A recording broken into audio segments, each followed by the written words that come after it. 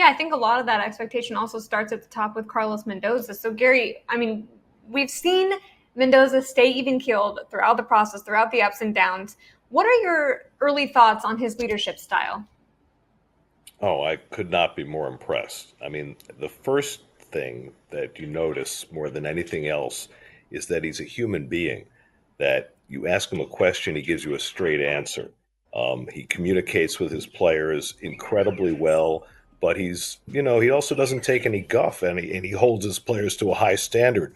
Excuse me. And I think that his ability to stay even keel during the rough times in May certainly helped. And the players called that meeting at the end of May, but if they hadn't, he was going to.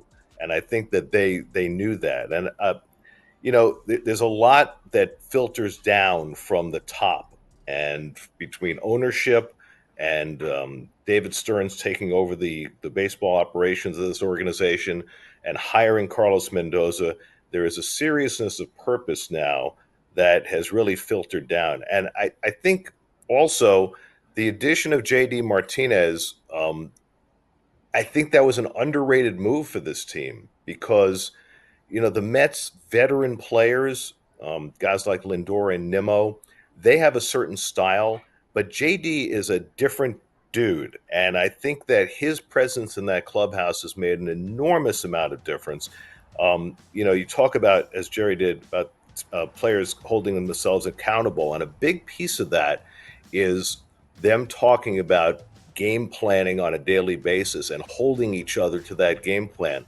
And I think you've seen the palpable difference over the last month. We talked about Vientos and Alvarez lowering their chase rates. I think that's really been a team-wide phenomenon. This team is so much more disciplined now than they were before that team meeting, and I think that everybody involved, from Steve Cohen to David Stearns to Carlos Mendoza to the veteran leadership in the clubhouse to the younger players, I think everybody gets the credit.